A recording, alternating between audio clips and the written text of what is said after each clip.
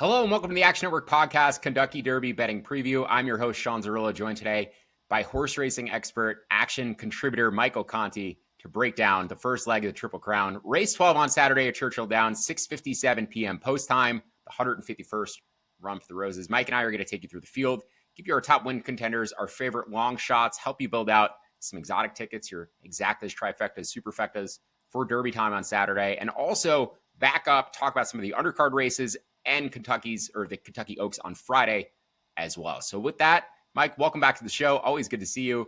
Wanted to get your thoughts overall, just from a big picture perspective. How does this 3-year-old male field compare to past years? It seems like there's about 11 horses who have a buyer speed score above 96 or 96 or above, whereas last year, I think there were only 3 to 5.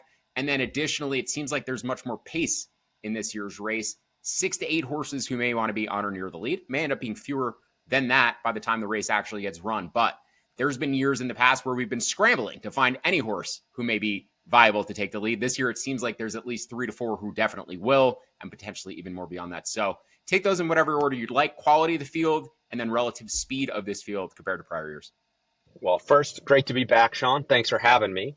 I think first, quality of the field. I think one of the most exciting things this year is that there is, I don't believe, a true standout. Some might argue against this, but I don't believe that there's a true standout in this field. And I think that we've got a deep field, which from a betting perspective makes it really exciting. You mentioned obviously buyer speed figures. I think we're seeing, really good quality horses this year. From a pace perspective, again, I don't think there's a whole lot of question if there's going to be pace. It's more of who the pace is going to be, which I think is going to make for a very interesting race setup as we get into the discussion today, which, again, from a betting perspective and just from a fan perspective, makes the Kentucky Derby that much more exciting when there's a potential to have like 2 packs of horses, right? The early speed and then the late speed lagging back a little bit is going to make for a really exciting finish. We're going to begin by cutting the field in half, if we can, limiting the selections that we're going to use underneath on exotic tickets. Now, this may be some true cuts, horses that we think have no shot to hit the board, or in my case, I might throw out a couple horses that I think are just overvalued based on their morning line odds. So let's start with the true cuts, the horses that we think have virtually no shot to even hit the board. In that group, I might put the number 1, the 2-year-old champion, Citizen Bull, the number 2, Neo Equos, the number 5, American Promise. I do not like the number 14, Tistastic. He's been very lazy working this week leading up to the race. The number 15, Render Judgment. The number 16, Coal Battle. And the number 20, Owen Almighty. Those are all cuts for me, horses I do not think have a chance to hit the board. Conti, from that group of horses I just listed, any you strongly disagree with? The one that I would strongly disagree with is the 2, Neoquist. The horse, again, talking about the pace scenario, Sean, going to be more forwardly placed. You get arguably the best jockey in the world in Flavien Prat, and I'm sure we'll talk about this. The only thing that I would say for everybody to be aware of is that Flavien has already said that if the 21 Baeza draws into the field, he's going to that horse. So what does that tell you about his confidence level on number 2, Neoquist? But again, a horse that I do like to think about in exotics that I wouldn't immediately toss. From the group of horses that you're about to toss out that you do not think have a shot of hitting the board, the only one I'm going to disagree with is the number 19, Chunk of Gold. He's one that I'm likely tossing. Or I should say the horses that you're going to go later on that you like underneath. The only one I disagree with is the number 19, Chunk of Gold. He's one that I'm probably going to consider tossing. You can debate that later on. You're welcome to. But 2 other horses I want to get to who I'm throwing out based on odds. At the current moment, 2 of the shorter price horses, Sandman at 6 to 1. He's the number 17. And then the number 18, Sovereignty, at 5 to 1. Are you using those horses, number 1? And if you are using them, or if you're not using them, do you consider them fairly priced at current odds or overvalued at current odds? Yeah, I'm using both of them underneath in exotic wagering. I don't know as though that I love either of them for win contenders. I will say, in full transparency, coming out of the Southwest Stakes, I actually thought that Sandman was going to be my Derby horse. I will say I don't love the late closer, but you think about it, Rich Strike was a late closer in 2022. Last year, we obviously had that duel down the stretch between the 3 of them, and we saw what Sierra Leone turned into later in the 3-year-old season. So, can Sandman work out a trip maybe. I agree with you. I do think that there's overvalue right now at 6-1 on the morning line, but I will be including him. So let's get to the other horses you're considering tossing here. I know we have an agreement on a couple, but there were a few that are on your list that are not on mine. So go ahead and list those out right now. Yeah, look, for starters, the first horse that I'm just tossing, and I'll explain why in a second, is Publisher. Steve Asmussen has never won the Derby. He's obviously an amazing trainer. He's a Hall of Famer. So you can't knock a Steve Asmussen horse. What I really don't like, and it's crazy to say, is Irad is on this horse. He doesn't ride for Asmussen a ton.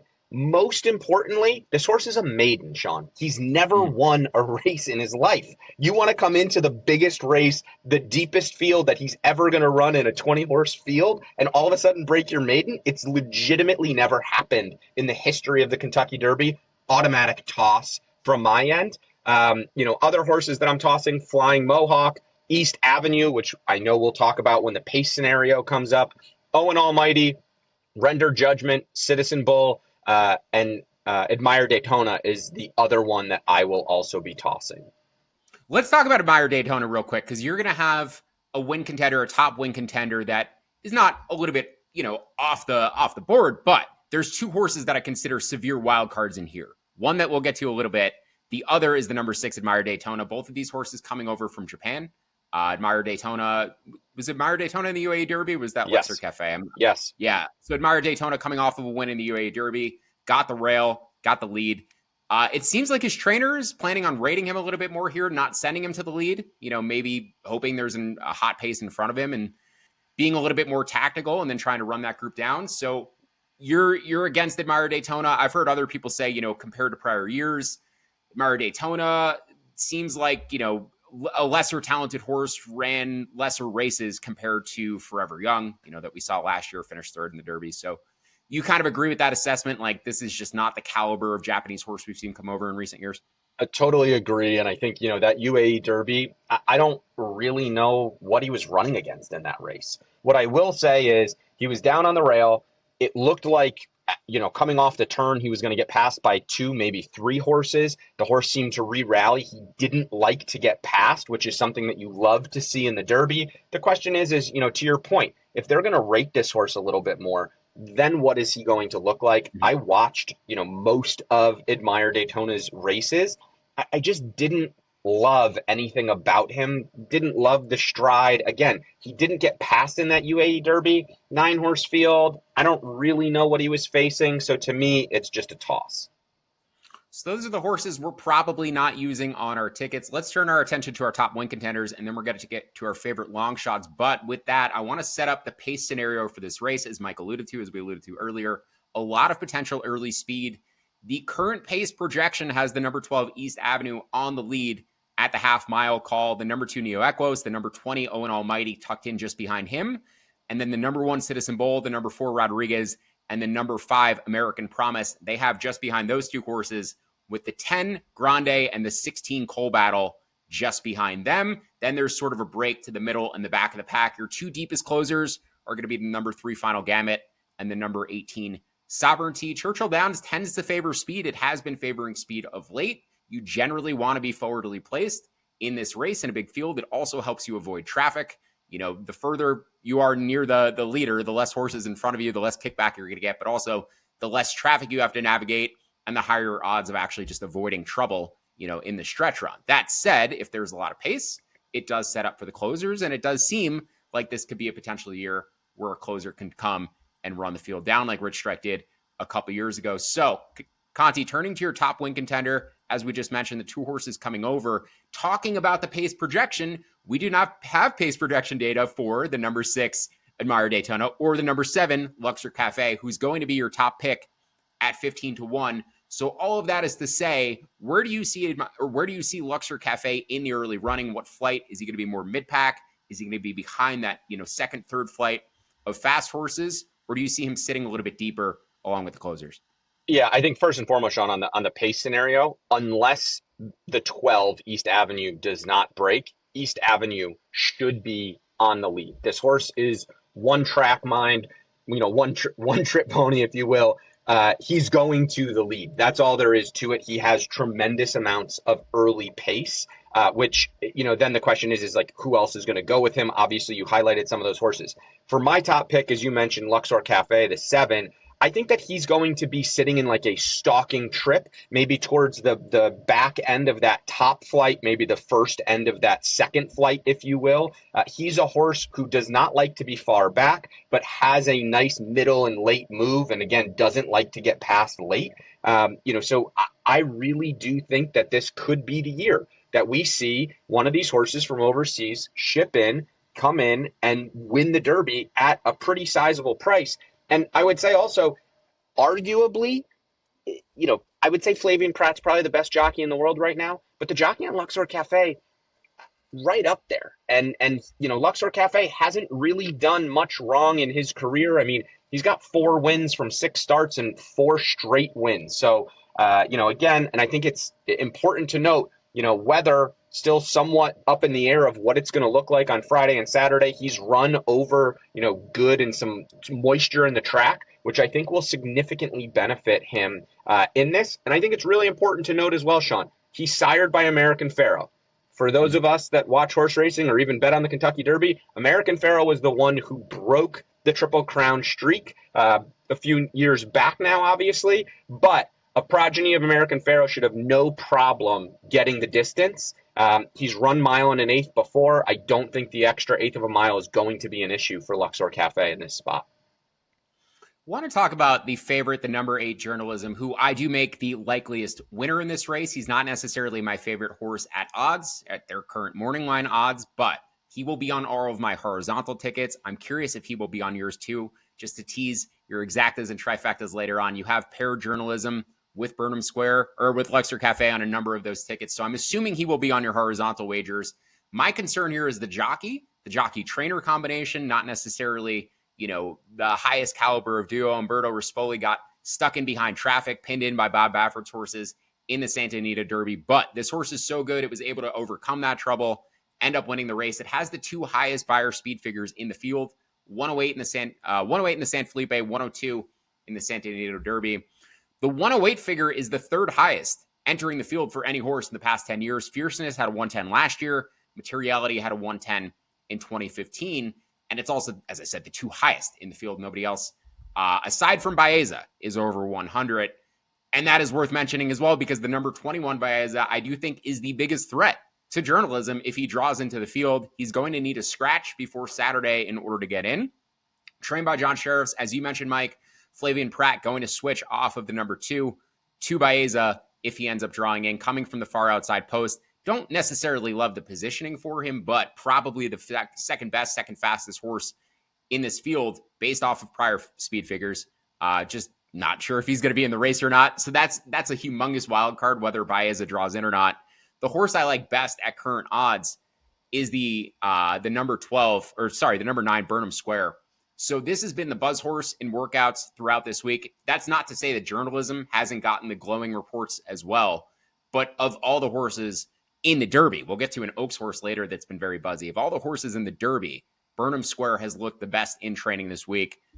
Came around 5 wide at the turn of the Bluegrass. I thought that replay was super impressive. At the turn, it looked like he was going to lose the race. He actually lost a little ground. Even as they swung off the turn, it seemed like he was falling back. And then he just powered past that whole field and took the thing down. Others have said they didn't like that race because of how he looked in it. His Holy Bull 2-back was ultra impressive as well.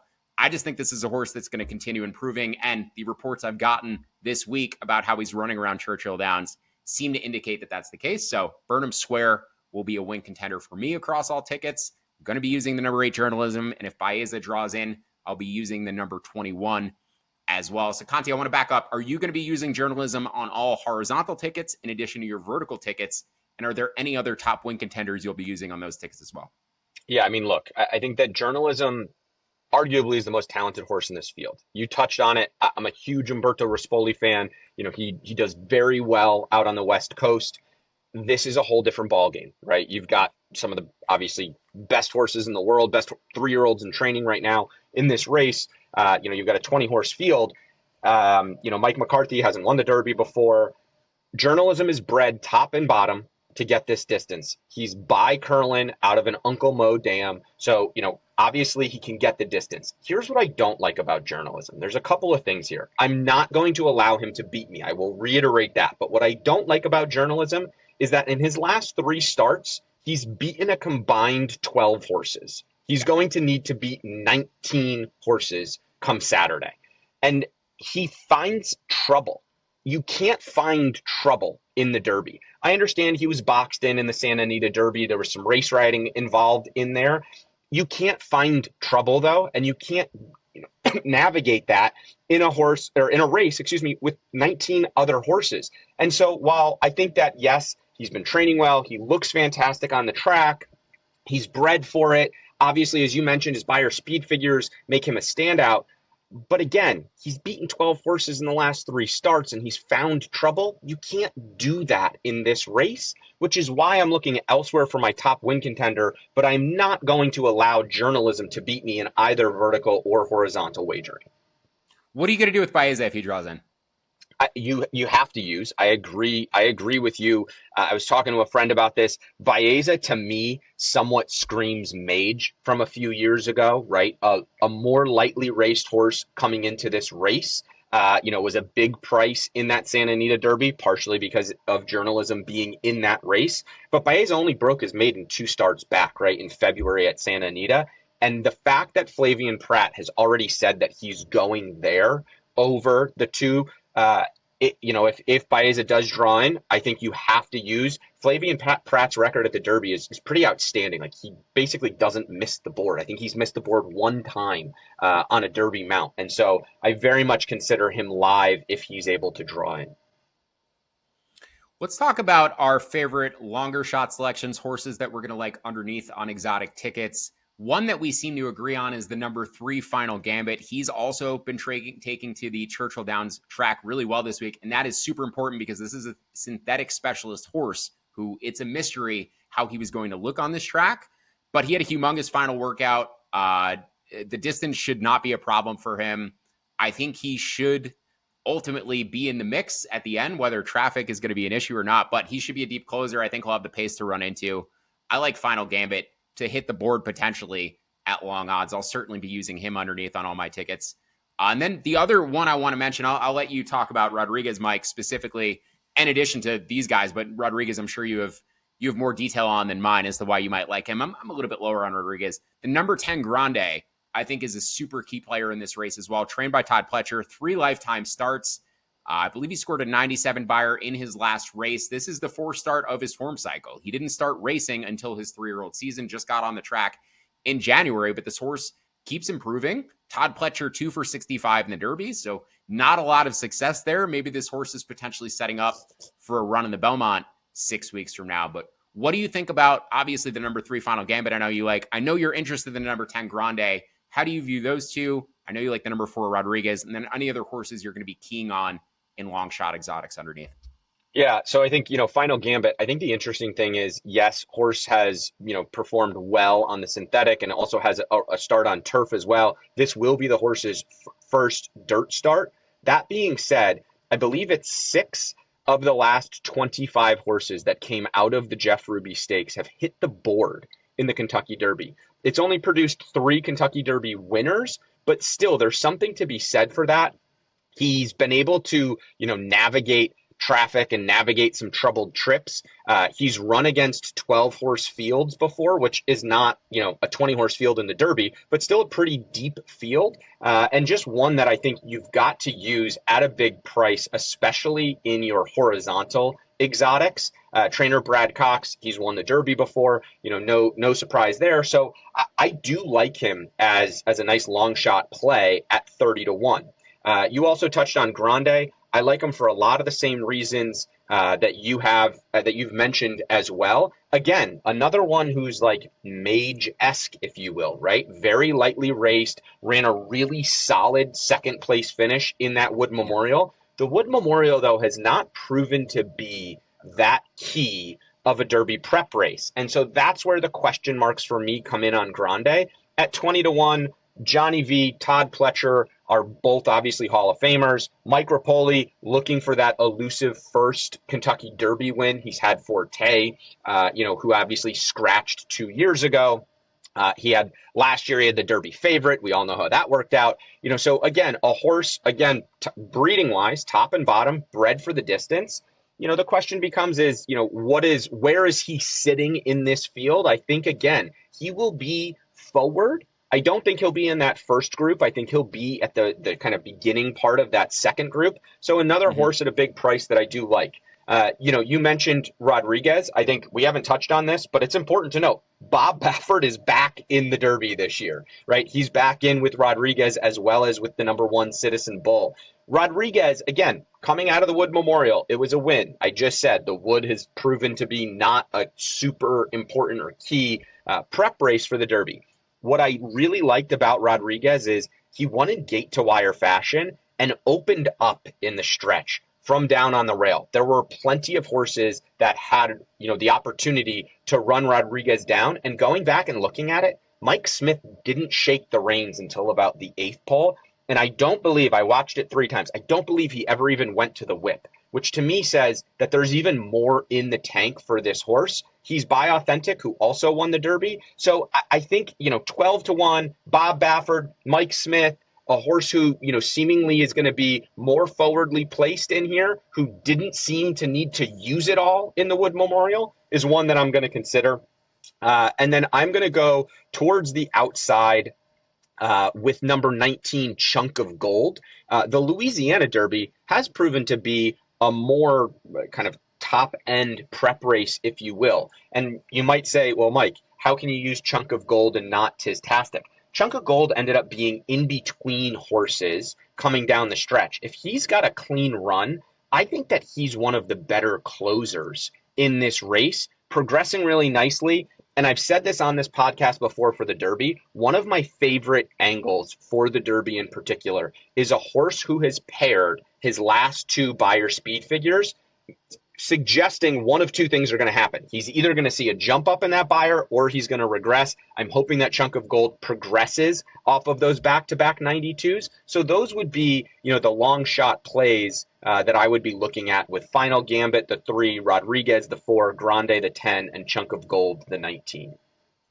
My only question for you in regards to these horses, because I will be including the number 12 East Avenue in here, hoping that he can potentially hang on and catch the board after leading in the early going. So the pace projector, just to reiterate, has the 12 East Avenue up front, has the number 4 Rodriguez just behind him, and then has the 10 Grande in that third flight of forwardly placed horses. So all forward, but East Avenue actually on the lead, Rodriguez behind him. So a 2-part question. Number 1, do you not think East Avenue has the distance to get all the way around the track and actually hit the board? And number 2, do you think Rodriguez is capable of passing horses if he's not on the lead, if he's not physically the horse on the lead in the early going? Yeah, so I think for starters, East Avenue, look, I think that he's going to melt coming for home. I don't think that he's going to be able to get the distance. And he's kind of proven that in the past at times, right? I mean, he wasn't able to hold on at Keeneland, obviously just losing by a nose to Burnham Square. His other 2 or his only 2 victories have been in front-running fashion. One of them was last August where he broke his maiden at Ellis Park. The other one was in the Breeders' Futurity at Keeneland. Clearly, this horse loves Keeneland, has run really well there. But when he ran in the Breeders' Cup Juvenile as the favorite, wasn't able to get the lead, obviously a terrible break, finished up the track. Then ran in the Risen Star at Fairgrounds, wasn't able to get the lead again, and finished up the track yet again. While I think he's going to get the lead, I think, again, this goes back to the quality of horses in this race. I just don't think that he's there in terms of the quality. What I will say, though, is for those that are thinking or do like East Avenue, one thing is the Brendan Walsh barn has been on fire since the start of the Keeneland meet. And so, Brendan Walsh, obviously trainer here. You've got Manny Franco. He's an okay jock. He's not my favorite. But I don't think that he's going to be able to hold. And then to your question around Rodriguez, I don't think that he needs the lead. Now, you could argue, well, Mike, the only 2 times he's won, he's been on the lead. I think, though, that he can sit just off, and I do think that he will be forward enough from his post position and from where the other speed is potentially going to come from that he may not need the lead, and I'm not worried about him being able to pass horses if he needs to, which he should, because, again, I believe East Avenue will have the lead in the early going. My only concern is that it does seem like a lot of the speed is drawn to the inside, and it may force a situation where there's a little bit of traffic that forces him to take a position higher up than he intends to. There could just be a crush of speed horses where East Avenue, a little bit more outside of the rest of them, may have a cleaner path to getting to the front. So that's kind of where I see Rodriguez potentially running into trouble, is either running too hard early, harder than he wants to early, or running into traffic just because there's a crush of speed horses potentially coming in, trying to get over to the rail, etc. Let's get into our exotics. We basically talked through the entire field. How are we approaching actually putting these tickets together, putting these horses on tickets together? I have a very easy exacta box to give out. If Baeza draws into the field, 8, 9, 21. It's about as simple as it gets. Journalism, Burnham Square, Baeza. You could even mix in, Luxor Cafe has been a very difficult horse for me to handicap. Mike having such a high opinion of him certainly does improve my willingness to use him. If Baeza is not in the field, I might just play an 8, 9 or 7, 8, 9 exacta box. Or, potentially horizontal tickets where I would have used Baeza, the 8, 9, 21. I may just sub in Luxor Cafe instead. So a lot of my tickets are going to be built with journalism or Burnham Square, and then one of Baeza or Luxor Cafe on top, depending if Baeza draws into the field. The horses I'm looking to use behind them: the 3, the 7, the 8, the 9, the 10. Final Gambit, Luxor Cafe, Journalism, Burnham Square, Grande. So again, the 7, 8, and 9 are repeats. It's Grande and Final Gambit that are like my favorite 2 long shot selections. I'll probably mix in Rodriguez in some places. And then, as we discussed, East Avenue, there's potential other options. But basically, the horses I'm going to be using, all the numbers, it's half the field: 3, 4, 7, 8, 9, 10, 11, 12, 13, 18. Those are all the horses I'm probably going to be using. It's just half the field. I may narrow it down slightly from there. If you do a trifecta with the 8, 9, 3, 7, 8, 9, 10, and then the rest of those horses, it's a $64 trifecta ticket on a $1 bet. Somewhat reasonable to play in the Derby, considering the size of the field. Mike, how deep do you generally go when you're building trifecta tickets? The way I structured it, that like 2, 5, 10 structuring, how deep are you willing to go in a 20-horse field? And then go through your exacta, your trifecta, your superfecta, basically how you're planning on playing these on Saturday. Yeah, so I think you've got to go a little bit deeper, because there's always going to be a horse that blows up the board at some point, somewhere along the way. And since 2013, the average 50-cent trifecta has paid over $2,300. So I don't mind investing a little bit more here, adding more horses into this sequence to try to get a good size score in here. My exacta is going to be 7, 8. So again, my top pick in Luxor Cafe, as well as the favorite in journalism, over 3, 4, 7, 8, 10, and 17. So that's Luxor Cafe and journalism, over Final Gambit, Rodriguez, keeping Luxor Cafe in there, keeping journalism in there. And then you go to some of the long shots that we talked about in the 10 Grande and in the number 17 Sandman. That will be my exacta. My trifecta is going to be similar, except I'm going to go a little bit deeper. So that exacta for $1 going to cost you $10. My trifecta is going to be 7, 8 over 3, 4, 7, 8, 9, 10, 17, 18, 19, and then those same horses in the third position. A 50-cent ticket is still only $56. So I'm investing $56 with the potential of having a $26,000 to $3,000 score. I'm willing to do that given the amount of price horses that I have in there, especially with my top pick being Luxor Cafe at 15 to 1. Now, I'll say this. Superfecta, the average superfecta payout over the last 12 years is $52,000. Obviously, minimum $1 bet, though, right? Minimum $1 bet. So obviously, yeah. 52,000. You're talking about a life-changing score. What I would say is it's a much heftier investment. And so the way that I've built out the superfecta, just in full transparency, it's a $372 ticket. I don't know if I love that enough to play it, to be honest with you, but we'll still give it out. I've got 7-8 over 3-4, 7-8, 10, and 17 over 3-4, 7-8, 9, 10, 17, 18, 19 over 3-4, 9, 10, 17, 18, 19. So essentially, I'm using my top two selections in first, second, and third, but not including them in the fourth place position to try to keep the ticket more manageable and reasonable, if you will. Again, $372 for $1. Average superfecta payouts over 52,000. If you're willing to invest that type of money, great. If not, I think there are other ways to go about betting this race for less money, but still a decent size score. Yeah, I think if you're planning on playing these races on a budget, Superfecta is certainly the bet I would exclude. It's just not an investment that I typically find myself able to place in a 20-horse field where I typically have difficulty narrowing even past 12 horses, if not 10. So, once you get to that point, you hate to be the guy who leaves off, right? You scratch the one horse who ends up coming in fourth, and then that's your $200 ticket down the drain that would have cost $250 if you added one extra horse to it. But that's the frustrations of playing the Superfecta at the $1 minimum sometimes, and why both of us probably generally avoid it. I want to back up and talk about some of the Kentucky Derby Day undercard races. But first, let's actually talk about Friday's Kentucky Oaks and Friday's undercard, and then we'll go back to Saturday's undercard before the Derby. So the Kentucky Oaks Day undercard, Mike, you have a bunch of races, 4 races, I believe, that you're targeting winners in. Go ahead and give those out. Yeah. So the undercard, look, I'll be completely honest and transparent. I think it's going to be pretty chalky.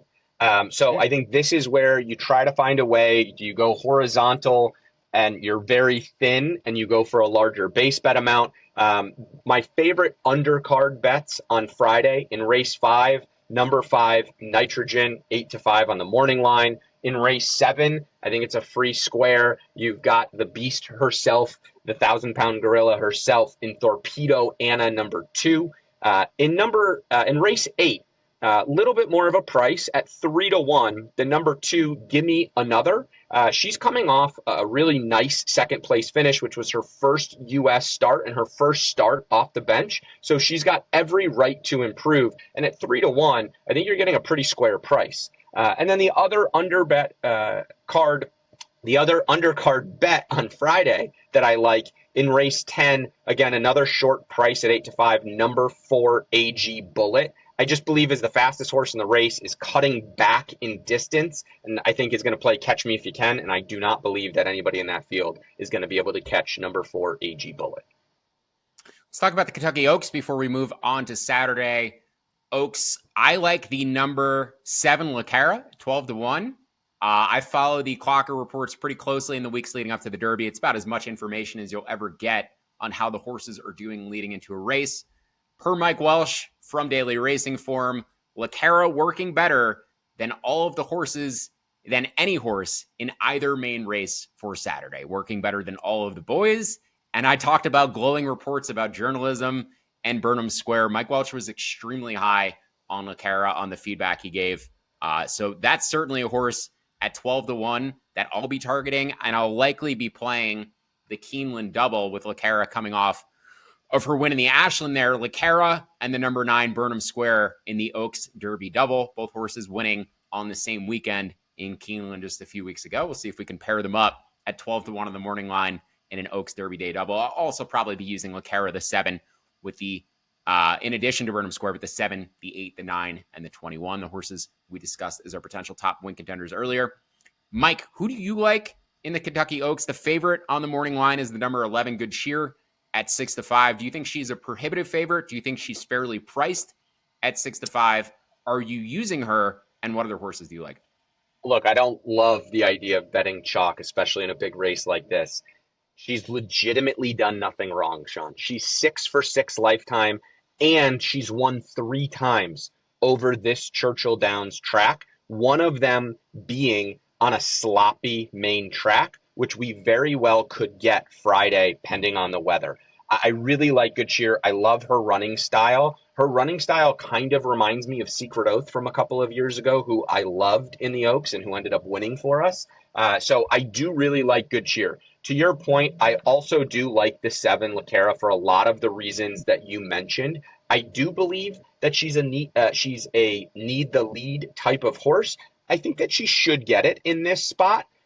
So we'll see what happens. I'm definitely going to be using her. She also has run over this Churchill Downs track 3 times with a win and a second place finish.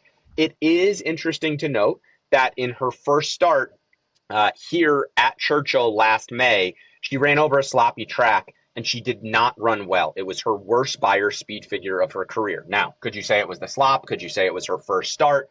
It could be all of those things. That being said, I still think at a nice price, you've got to include. There's a closing horse from that Ashland race that I like, but there are talks that she may scratch, and that's the number 10, Take Charge, My Lady.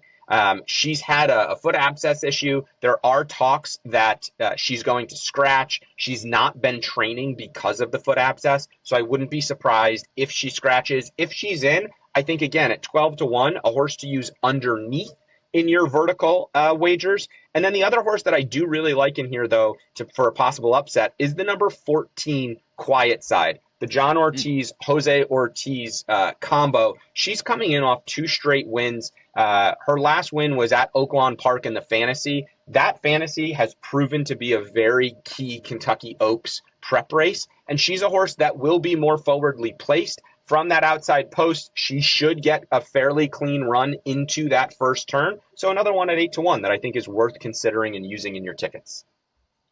4 other potential winners on Saturday you want to discuss before we get out of here, 3 of which lead into race 12 in the Kentucky Derby with races 9 through 11. But first, you have a pick in race 5, which is the Distaff Turf Mile. So give that one out and then give out your potential pick 4 that leads into the Kentucky Derby. I'm sure we'll be seeing some horizontal tickets in your write-ups for Saturday as well. Absolutely. And I'll start by saying this. Best bet of the weekend is race 5 on Saturday, the number 6, Sacred Wish. This is going to be her second start off the layoff. She always finds herself around the finish line at the right time. She's had 19 career starts, 4 wins, 7 seconds, 3/3. For those of us, looking at it, that's 15 of her 19 starts in the money. She's never run over this Churchill turf course. I don't believe that's going to be a problem. She's been running against some of the top female turf competition in multiple grade 1 events. And I think coming second off the layoff, she is my best bet of the weekend. And then you mentioned, I've got picks in races 9, 10, and 11 leading into the Derby. In race 9 in the American Turf, I really like number 10, Ironman Cal. The question here is he's coming off a fairly long layoff. How is he going to perform? Trainer Phil D'Amato gets his horses ready. I'm not worried about that. He just missed by a neck in his last start. I think he can easily flip the tables here and win. In race 10, a horse who I've loved for a really long time, Vava, who's coming in here at a really nice price at 6-1. This horse is a perfect 4-for-4 over this Churchill Downs track, and he's got 5 wins from 9 career starts going this distance. Also coming in off of a 6-month layoff, he's proven though that she does not need a start in order to fire first off the bench. She's an experienced horse. I really like her in that spot. And then finally in race 11, which is the Turf Classic, going to the inside with Integration. Integration, again, he's run against some of the top quality turf horses. Last time out, just lost to Carl Spackler. If Carl Spackler was in this field, he'd be the overwhelming favorite. This is a horse who consistently runs in the 90s, if not 100 buyers. He's got the most 100 buyers in this race, having 5 of them over his lifetime. So again, a horse at a pretty good price at 4-1 that I really like, that I will be using in all of my horizontals leading into the Derby on Saturday. That'll do it for us for this 2025 Kentucky Derby and Kentucky Oaks Day betting preview. Thank you again for joining us. Thank you to Mike Conti for joining us as well and providing all of his insight. This has been an incredible preview, and I'm very much looking forward to the races this weekend. Best of luck with all of your wagers. Hopefully the horses run in the right direction for your tickets. Enjoy the Derby. We'll see you again soon.